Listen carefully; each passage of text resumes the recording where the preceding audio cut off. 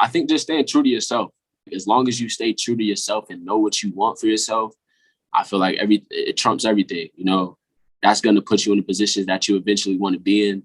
That's going to keep you humble. That's going to keep you focused. So just staying true to yourself and trusting the process.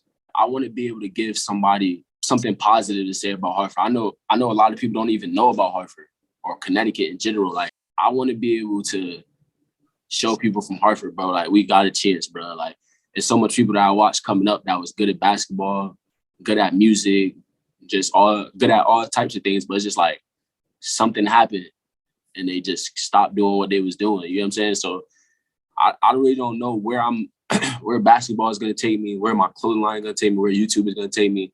But I just want to show people something persistent and consistent that allows people to get hope. You know what I'm saying? Welcome back to another episode of the DJ Henderson Podcast.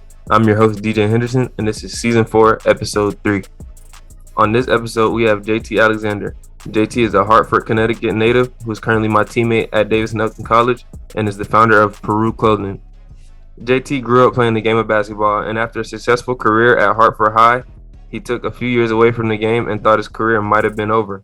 But after going to a camp and getting back on the radar, he found his way into playing college ball. Like myself, JT is a Juco product who played in California for a year at Deanzor College, and then he played in one of the toughest regions in the country at Independence Community College in Kansas. Currently, we both are at Davis Elkins College, where this year we're looking to do big things and have a successful first season. JT Alexander, welcome to the show, bro. What's good, bro? Glad to be a part of it. Thank you for the invite. Yes, sir. I appreciate you coming on here. It means a lot to me, Appreciate you taking the time to do this. Talk to me about your upbringing. You're from Hartford, Connecticut. Talk to me about what it was like growing up in Hartford. Growing up in Hartford, like, while I was young, like, it was pretty smooth. It was pretty cool.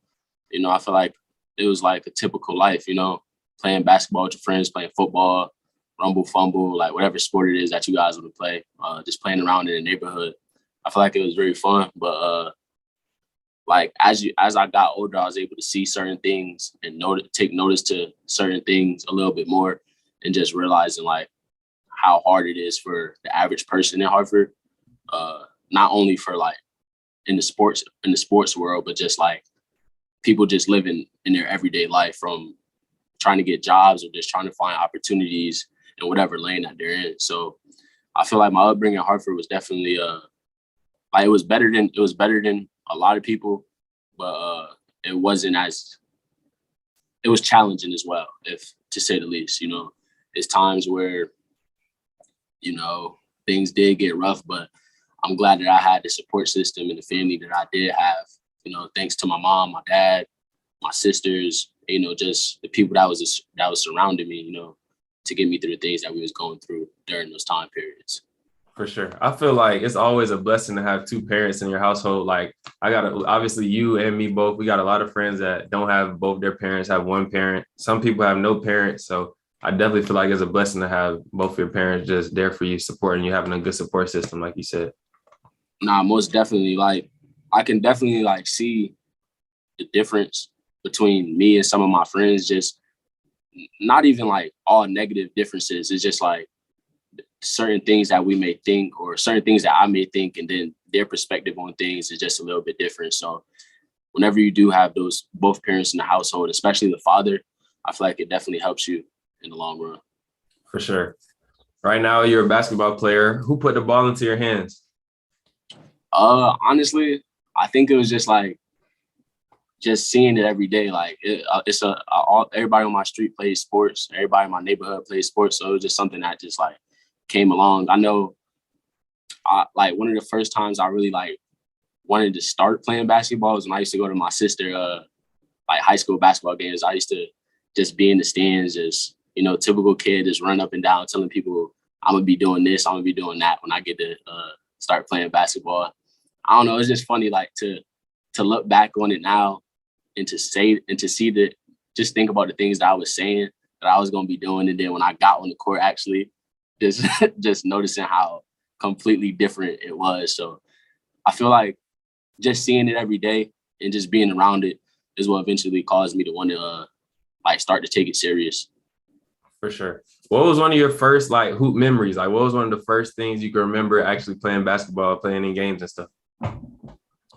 I think it would have to be like just playing at the Boys and Girls Club.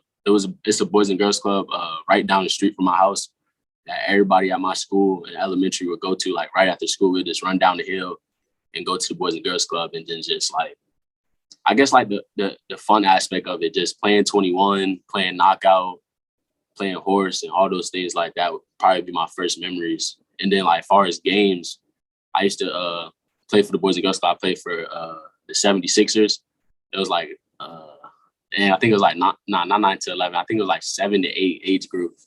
Everybody just on the court, double dribbling, traveling, like, like just doing a whole bunch of nonsense. But it was just like super fun, like just to be able to play with people that you know and play against people in the same city as you. So, for sure. A few weeks ago, we was talking about our JIT days playing basketball. We talked about the trauma that we both faced, missing wide open layups. Talk to me about that. I'm gonna tell my story too. Talk to me about that. Yo, that was like no funny. Like I know it's all jokes, but it's like that was like actually like trauma. Like that's like it was no worse feeling than like, because I used to play defense, because I used to feel like I knew I was gonna smoke layups on the other end. So I was like, maybe if I just play defense, I'd be decent. So I end up getting a steal or something, and then just put myself in a fast break layup opportunity. I'm just like, no, bro. Like I'm trying to do whatever it takes to pass the ball, or like, bro, I smoked so much layups growing up, bro. It was ridiculous, bro. Like, for sure. I definitely can relate. When I first started playing basketball, I could like the stage you were just talking about, the Boys and Girls Club. I played at a little rec league. It was outside. I was good. I was killing kids, obviously probably double dribbling, traveling, all that kind of stuff. But then I started playing AAU ball, and like, obviously you can't do none of that. It's real basketball. So like, I wasn't good at all. Like I couldn't really dribble. I couldn't shoot for real. None of that. So like, I was playing defense though, because I was athletic. I played football. I was just getting steals, just like you said. And bro, every time, like, it was probably like a 2-year stretch, probably from like fourth grade, probably to like sixth grade, bro. I used to have the same fear. Like, bro, I would get a fast break and I would just be smoking layups like consistently. Like it wasn't nothing wrong with it. I would hate it. Like sometimes I would literally like try not to even put myself in that situation, like not get no fast break steals or nothing like that, because I know I was gonna smoke the layup. Like definitely used to be thinking about it before the games, after the games, during the games. That was definitely the worst, bro. Like it's not even that serious because it's like there's no harm in it, but that was definitely like traumatic for real. Like think about it all the time. Bro, I used to try to like slow down so like a defender could catch up to me and like try to draw a foul. Bro, I used to try so much things because I knew for sure I was gonna smoke it, bro. Like I don't know, that's just funny as hell to look back on now. Bro, it's so bad. Like you think about it now, like throwing the ball off the backboard so hard. Like I used to be getting the fast breaks, dribbling that bit so fast, like way too fast, and then I get down there and just that bit just bounce off the backboard, and then everybody just be looking at you like, bro, like nothing you could say, like, because it's just you. It's like it's nobody else's fault, especially wide open. Like, especially if your parents in the crowd, bro, they're just like, bro, what is this kid doing, bro? Like, ain't no way that's my son, bro. Like, for sure, embarrassing, bro.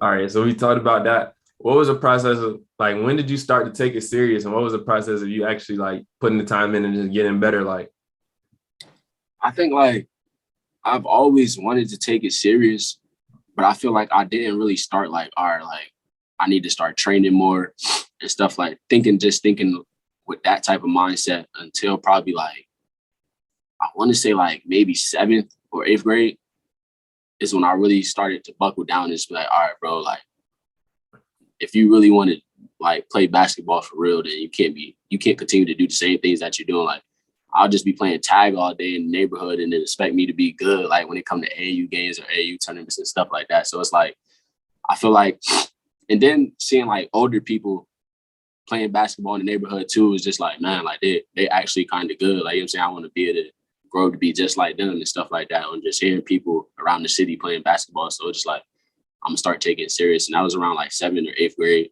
is when I started to like bro, I used to even ask my parents for pull-up bars and stuff like that, bro, to try to like, I had probably almost every gadget, bro. Like you ever seen those shoes with like the like it's like a platform in front of the shoes, like yeah, bro. I literally had everything trying to get better, but I want to say like 7th or 8th grade is when I started to like actually lock in.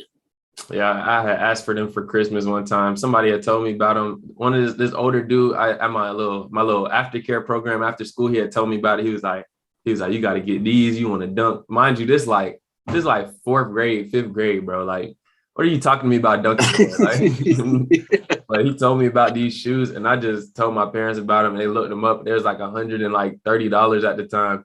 And they was like, yeah, that's not happening. And then I ended up getting them. My dad had found me some on Craigslist for the low ski, like for the low, probably like $10, $15, something like that. And I had them shoes ever like up until probably last year, 2 years ago at the crib. They fell apart because they was old. They was already beat when I got them. And like at first I wasn't using them. I just like I seen like when you start using, bro, when you were that young, bro, like a lot of times you really wasn't taking it serious. You just wanted something because you seen it. And like, well, for me at least, like I just wanted the stuff. But once you start trying to do the workouts and stuff with them, you was like, man, this actually hard, bro. Like, I'm not really rocking with this. But I ain't gonna lie. Once I got a little older, like when I got to like 8th grade, I started using them for real. Because my dad, he used to have me doing like plyometrics and stuff like that. Yeah. Once I started doing that with those on, my bounce got like when I started rim grazing, I was rim grazing before I started using them. And I started using them. I started just punching shit. So yeah. Like, I definitely, jump soles. I know that anybody that's an athlete that's older than probably 20, 25 on here that's going to see this, you know what the jump soles is. Yeah. Bro, I used to like, it literally just I used to think that walking around the house, like running with them on was going to get me super bouncy, bro. Like, I don't know why I thought that, but bro, I used to try to do everything in them things, bro. So I tried to wear them to school one time. I'm pretty sure my mom told me like that shit was. I tried to wear them to school. Like, yo, I used to wear like, I want to say like maybe like 9th grade.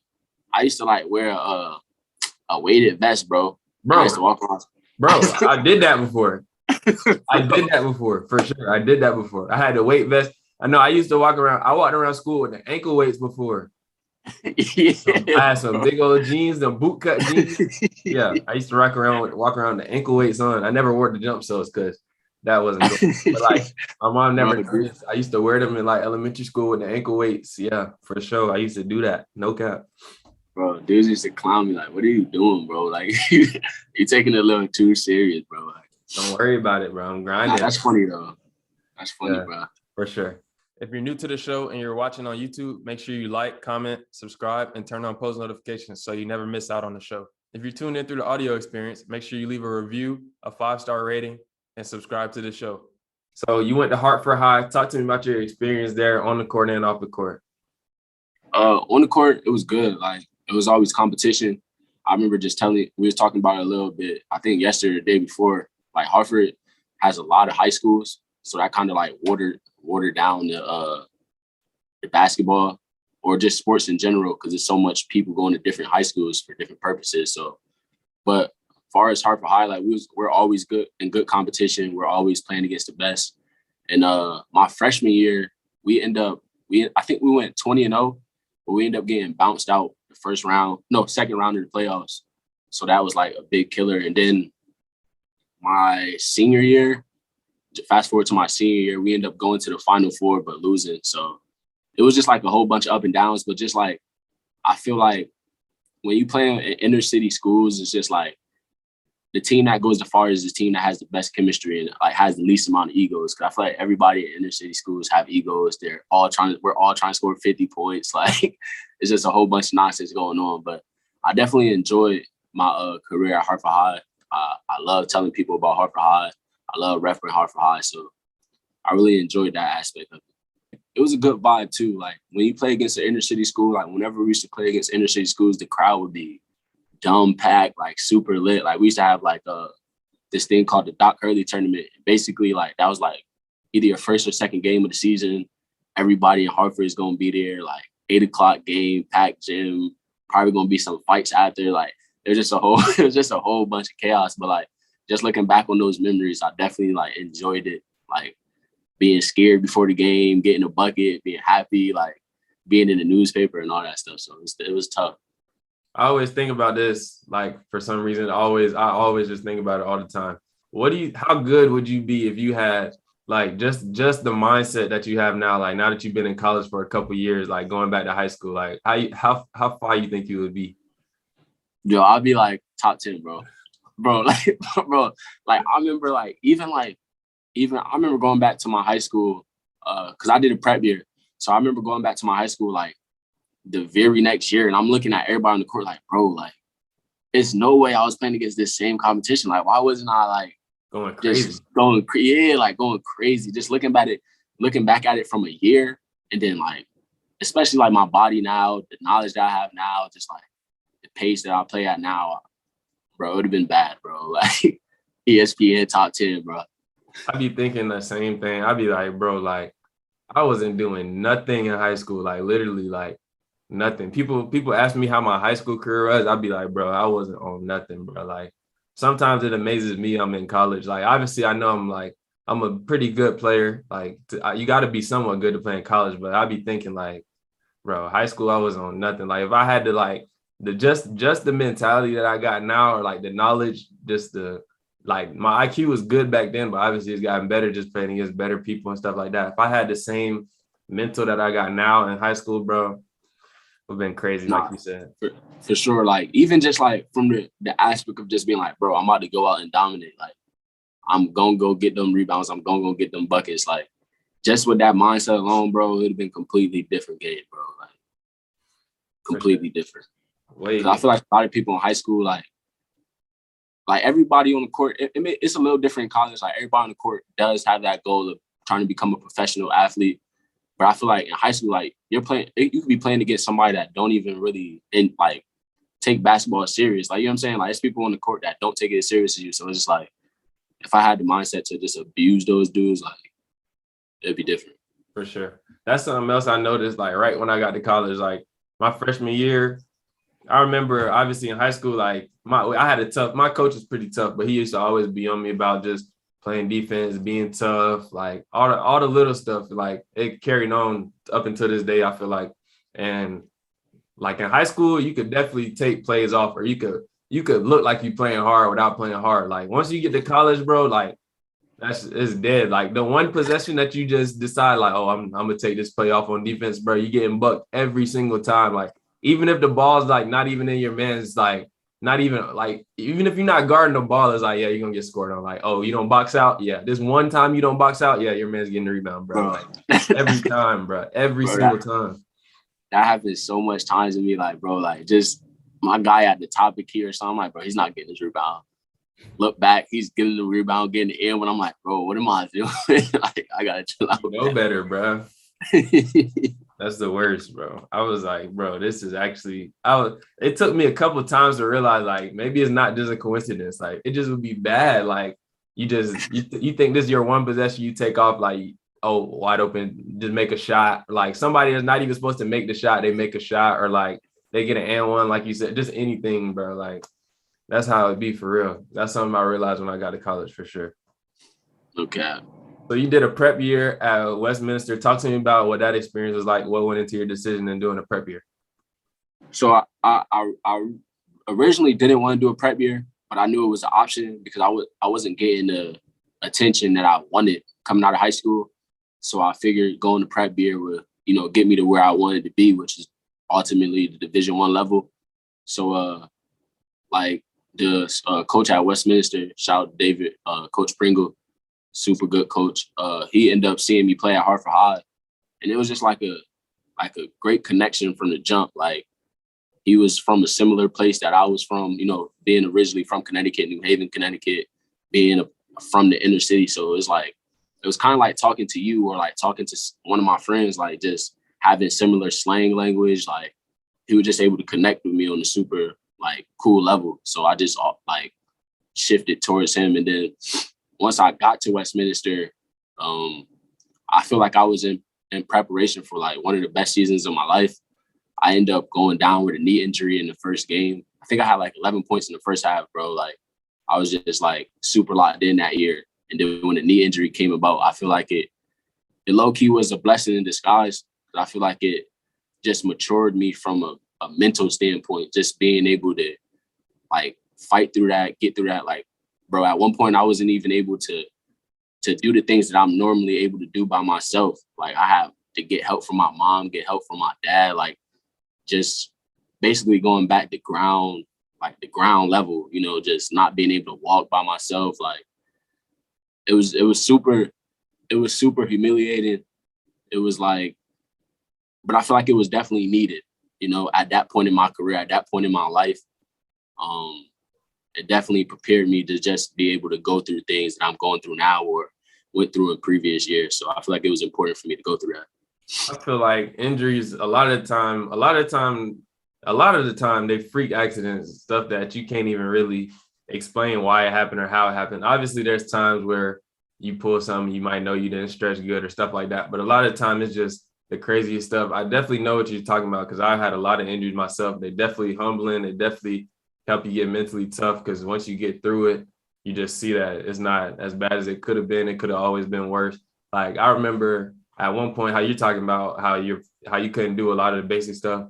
And what grade was I in? In like 7th grade, I was playing soccer at PE, broke my collarbone, and I couldn't even, for a couple of weeks, I couldn't put on a shirt by myself. Like, every morning I had to wake up, go in my mom and dad's room. My dad had to help me put on my uniform shirt. I had a sling on. Like, I literally could not put on a shirt, like, or I couldn't tie my shoes. I couldn't put on my socks. Like, it was just the worst thing. So, like, I definitely know what you're saying about that. And just fighting through that, getting back on the court, getting back to doing what you're doing, like, is definitely a good feeling. Being injured and having to see stuff from the sideline, it definitely helps. And you definitely see things from a different perspective for sure. I think it definitely, like, it just helped me too, like, in a sense, like, fall in love with the game more because I wasn't able to hoop. And like you said, just going to practice, watching, like going to the games, watching, just like, damn, I really want to get out there and help my team. Or I just really want to get out there and just play. Like, it was just like a whole humbling experience and just like learning patience and learning how to just, you know, take advice sometimes. For sure. I feel like also even if you don't mean to, if it's not really on your mind, it seems like you always come back to yourself and be like, damn, I've been taking it for granted. Like, when you get injured and you got to sit down for a good amount of time, like, you'd be like, all right, I'm finna do this. I'm finna do this. When I get back, I'm finna work harder. I'm finna try to have more fun with it. I'm not going to be this person. I'm not going to have this kind of attitude. Like, you know, like, that's how I feel for sure. I always felt like I was taking it for granted. Most definitely. If you're new to the show and you're watching on YouTube, make sure you like, comment, subscribe, and turn on post notifications so you never miss out on the show. If you're tuned in through the audio experience, make sure you leave a review, a 5-star rating, and subscribe to the show. After Westminster, I ended up taking time off, like, from like basketball in general. I ended up moving down to Texas. And then I tried to get on with a Juco out there. It's called Collin College. They're pretty good, actually, or at least in past years they were. And then that didn't end up working out. And like at that point in time, it was just like a super, like, I'm not gonna say a dark like part of my life, but it was just like, damn, like I actually might not be playing basketball again. Like, if I can't get on that Juco level, like, where am I gonna play at? So I was still training and stuff like that. And I was just working at various jobs. Like, I was working at Finish Line, I was working at Chipotle, like, just trying to, you know, make like a good amount of income while I'm still training. And then one of my friends from New York that I played with, he had sent me like like those Juco All-American showcases. Yeah, so it was one that was in Dallas, and that's how I kind of got back on the scene. So I ended up going to the one in Dallas, having a good showcase, playing good. And then before Independence, I ended up going to Cali to play in the Juco in Cali, called Deanzor College. And it was like, I did pretty good individually, but team-wise, like, we didn't really do anything. So I knew I wanted to be around better competition. And then that's how I eventually got to Kansas at Independence. You know, I wanted to be a part of like the best competition. I wanted to prove it to myself. I wanted to prove it to the people that said I wasn't as good as I was. So it was just like a whole journey trying to find the best competition. That's how I ended up at Indy. For sure. A lot of people know Independence College is in Kansas. Like you said, they know it from Last Chance U, the football edition of Last Chance U. Talk to me about playing in that conference and what Juco ball is like playing at Indy. Juco, it was definitely like ups and downs. We didn't have the season that we wanted to. I feel like we had the pieces that we needed to have a good season, but we just couldn't put it together. With Juco, it's kind of like the best teams is like, once again, the teams with the best chemistry. Like, it's a whole bunch of killers in Juco. It's a whole bunch of dudes that can score the bucket. It's a whole bunch of dudes that can play lockdown defense. But if you can't really put it all together and kind of take away the egos, because everybody wants to go D1 from their Juco. That's the main purpose of going Juco.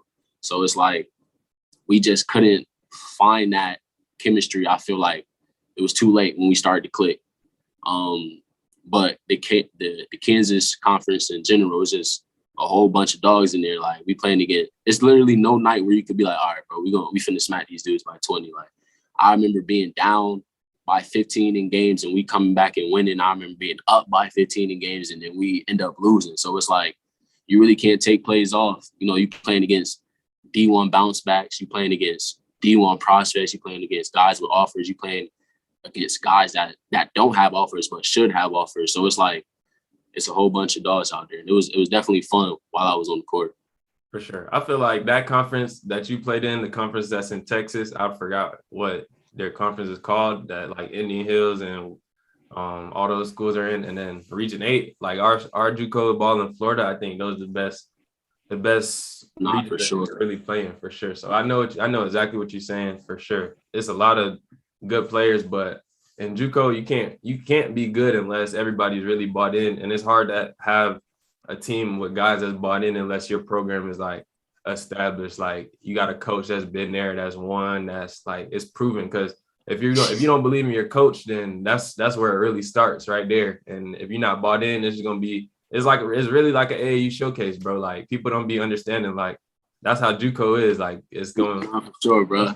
Once you're not winning, your season just turns into like, oh, I'm just trying to get my film so I could hopefully do something. Like, hopefully have something to fall back on when the season over, like you said.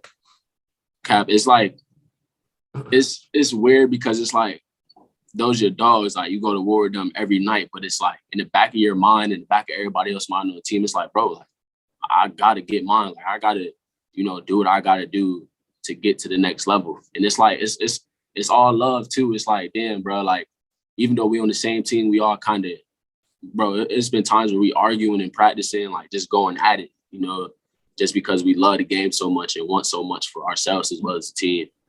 It's just all the grind. It's a dog-eat-dog world, for real. And it definitely prepares you to, like, for the next level, no matter what level you go on. I feel like the Juco guys, that's a D1 is going to kill, D2 is going to kill, because it's just like, you can go in with the mindset of a boy and come out a man. So Juco is definitely where it's at for the guys that's on the fence about going Juco. For sure.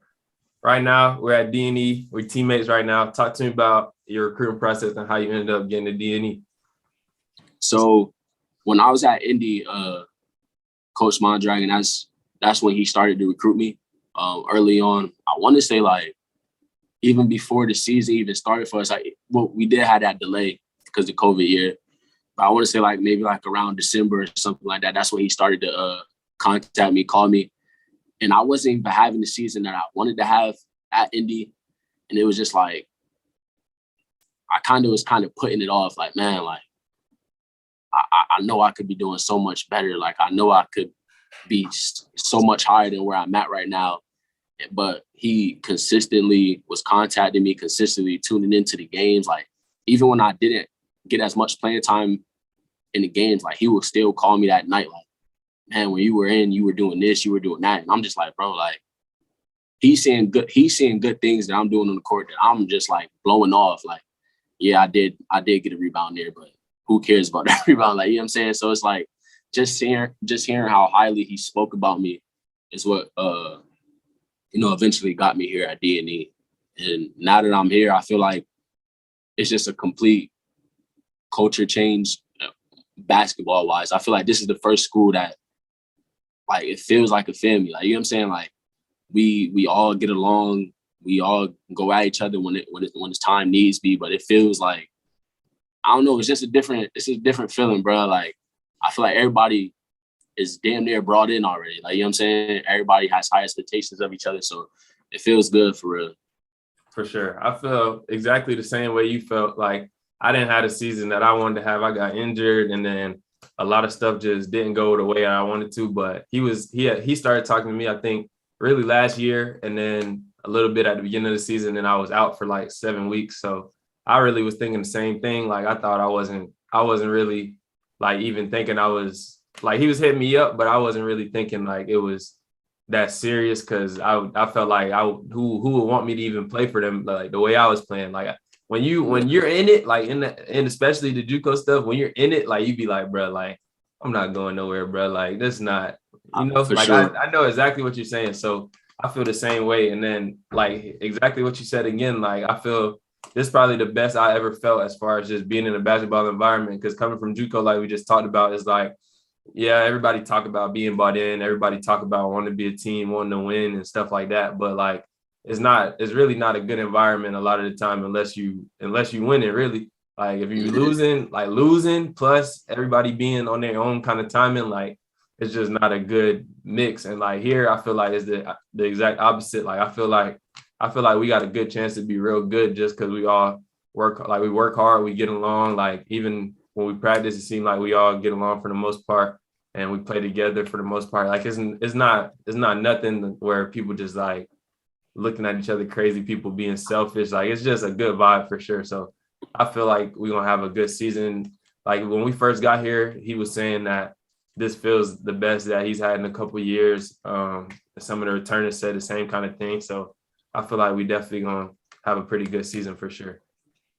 Yeah, it's definitely no like pressure. It's just like the new guys came in, got acclimated with the guys that was already here, and it's just like the old guys want good for the new guys, and the new guys want good for the old guys. So it's like I'm definitely excited to see what we're gonna really do. I feel like as long as we lock in on defense, our offense is gonna be straight. So it's just a matter of locking up. For sure. I think we got a lot of good pieces. So we just gotta, when we start practicing our real hours, we just gotta put it all together, figure out how we all play together. Obviously, we've been playing together in our workouts and stuff, but we just got to keep fine-tuning stuff, figuring stuff out, and then working on our defense, like you said, too, because that's what's going to lead us to success for real. I got a YouTube channel. I got a show that we're on right now. You also you started your endeavor in the content creation lane. Talk to me about how you got started in that. What made you want to start making content? So I originally, when I got hurt at Westminster, I did actually put out, I think I deleted all the videos low key, bro, but I put out a video like me going through the injury process. And it was like, it was always dope to me to put out content on YouTube, not only for myself, but just for the people that I'm not always around. Like I'm putting out videos. I'm here in West Virginia and my homies back home, my family back home, coaches that I've played for, they can all just continue to tune in and kind of keep up with me, even though I'm not there or talking to them every day. So I feel like that's the main reason why I started to create content and put it on YouTube. And then just like, bro, like YouTube is always going to be there. Like 10 years from now, I can show these same videos to my kids. Like, you know what I'm saying? It's always going to be memories. And then for y'all, like being my teammates, being in my videos, like y'all can show that to y'all kids. You know what I'm saying? It's just always going to be there. So I feel like that's why I originally wanted to create content. It's not really like a money thing for me. It's never been a money thing. It's just simply I'm just having fun with it for real. So that's how it started.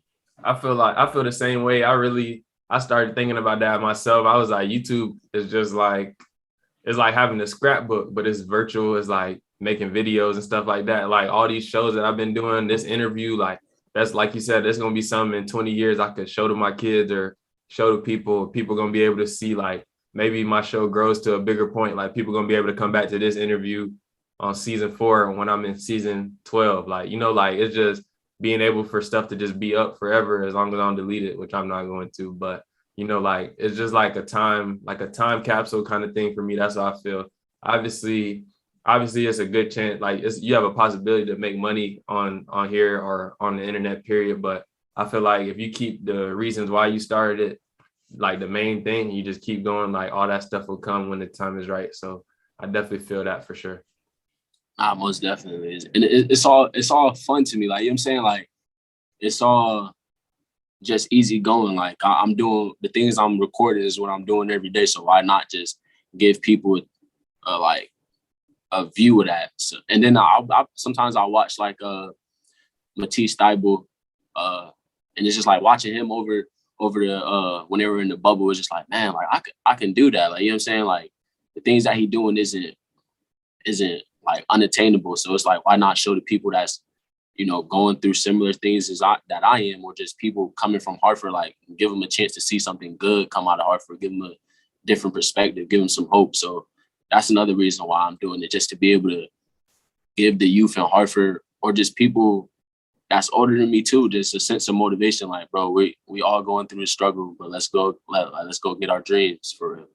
For sure. I feel like Matisse Dabo, he the real thing, bro. Like his vlogs be fire. Like, and it's like, it's raw. Like it's his own style. It's not like nobody else. Like, it's his own thing. I feel like that's something I want to, like, I vlogged before. I made a vlog before and stuff on my channel. Y'all go check that out if you ain't check that out. It's pretty old, but y'all go check that vlog out.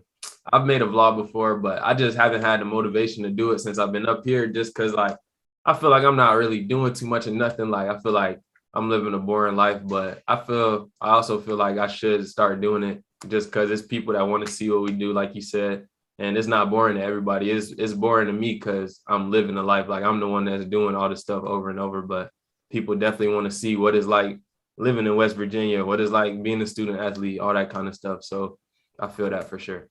Nah, for sure. And then I think about too, like, I feel like you should do it, bro. Like, you know how much times, like, I know me personally, like, I've been on YouTube for an hour or so, and then I'm like, bro, how did I even get to this video that I'm watching? Like, why am I watching this video? I don't know nothing about what I'm watching. Like, it's just super funny and stuff like that. So it's just like having the chance of people stumbling across my channel and then eventually liking it is dope to me. For sure.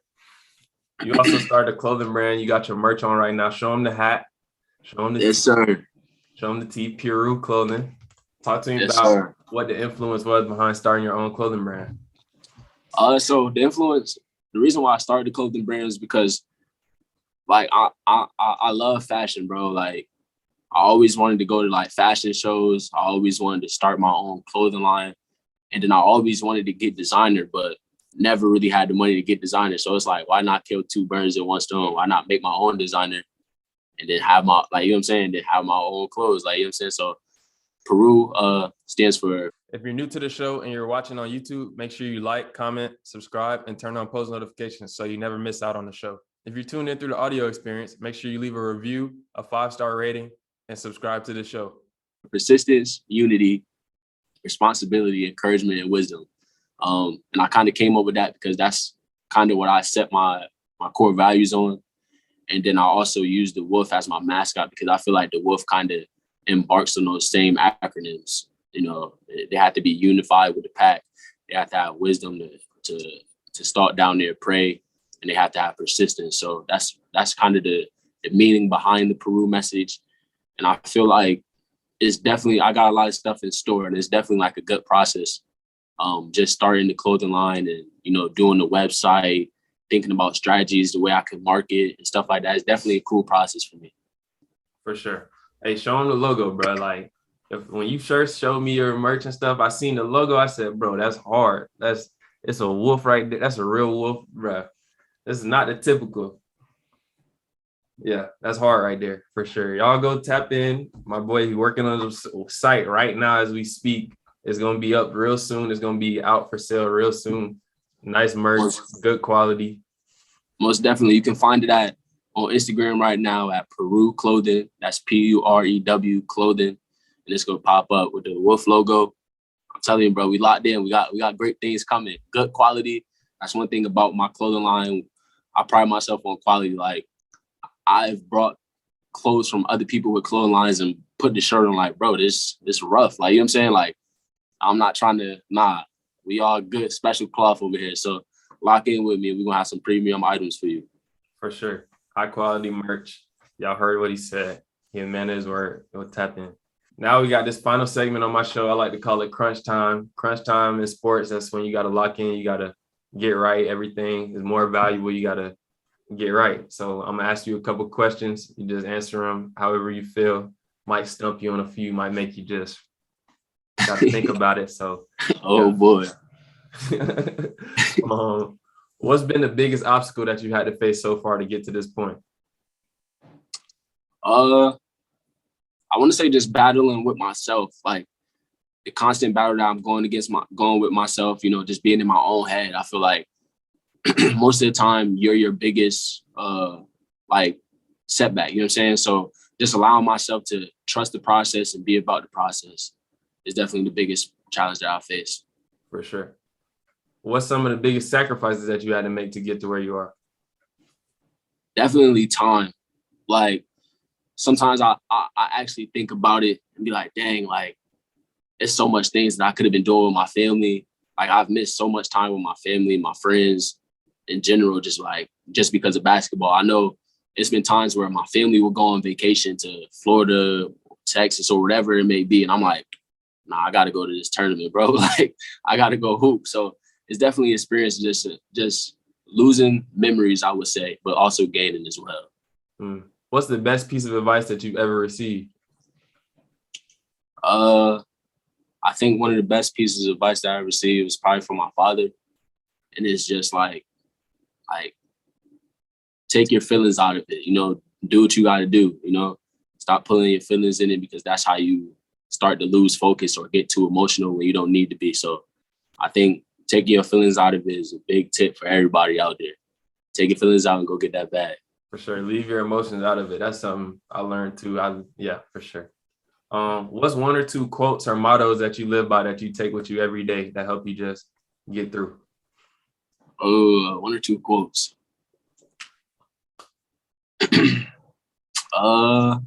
Looks like I got them, folks. Oh, I got a good one. Shout out to Ricky Bobby Talladega Nights. If y'all didn't watch that movie, somebody in that movie said, "If you're not first, you're last." That's one of the quotes I live by. See, y'all, he just wanted to get one off because I got him. If you're not first, you're last. I guess that works. What's something that a random person wouldn't know about you, but your close friends, your family, they know about you? Just how much I feel like people that don't know about me, people that walk past me and stuff like that, don't really know how much just of a down to earth guy I am.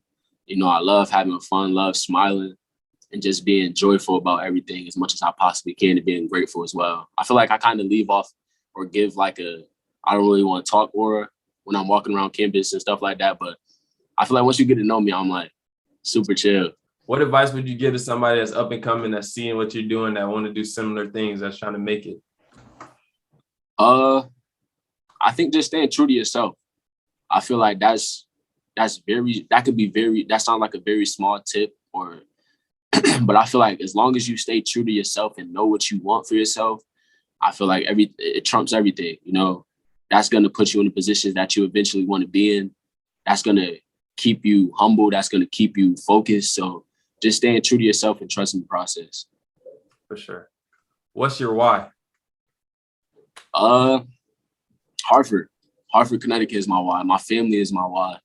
It's so much. Like I said, I want to be able to give somebody something positive to say about Hartford. I know a lot of people don't even know about Hartford or Connecticut in general. Like when I leave Connecticut, people, yeah, where's Connecticut? It always shocks me, but it's like I want to be able to show people from Hartford, bro. Like we got a chance, bro. Like there's so much people that I watched coming up that was good at basketball, good at music, just all good at all types of things. But it's just like something happened and they just stopped doing what they was doing. You know what I'm saying? So I really don't know where basketball is going to take me, where my clothing line is going to take me, where YouTube is going to take me.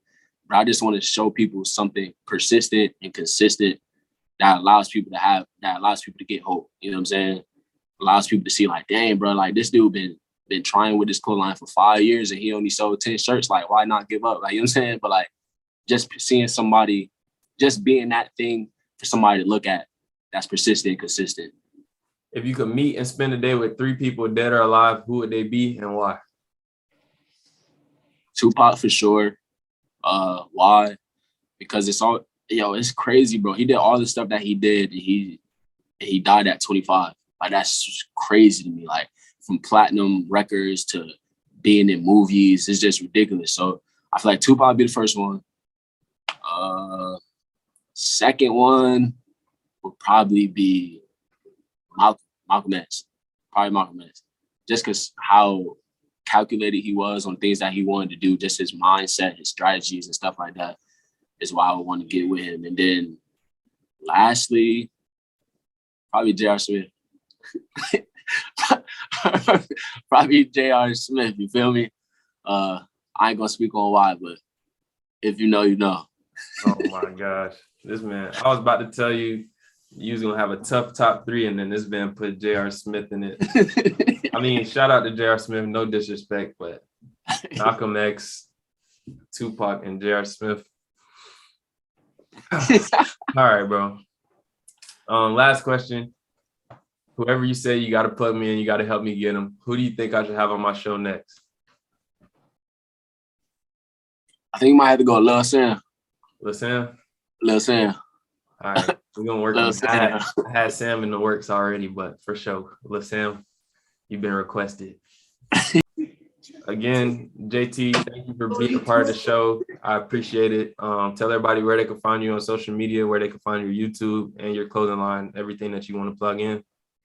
All right. You can find me on Instagram at G2MIO. You can find me on Twitter at JTA_0. And then as far as the clothing line, it's Peru Clothing on Instagram. That's the only place it's at right now. I'm in the works of Twitter, but I want to say in a week or two, the website will be up, and that's going to be PeruClothing.com. But for right now, type in with me on Instagram, man. All the updates and everything going to be there. And then YouTube, JT Alexander. That's it. Just JT Alexander. We got to get the subscribers up, bro. Come rock with me. Yes, sir. The link going to be in the bio. All the links going to be in the bio. Y'all go tap in with the Instagram. Y'all tap in on the YouTube. Subscribe to my dog channel. He's just starting out. Trying to get right. Yes, sir. JT, again, I appreciate you. Thank you for being a part of this. It means a lot to me, Brody. You already know, bro. Thanks for having me. Yes, sir. Thank you guys for your continued support of the show. If you enjoyed this episode, please make sure you leave a 5-star rating and a review wherever you get your podcast. For exclusive merch, make sure you send a DM to the DJ Henderson Podcast Instagram page or my personal Instagram at DJ Henderson_.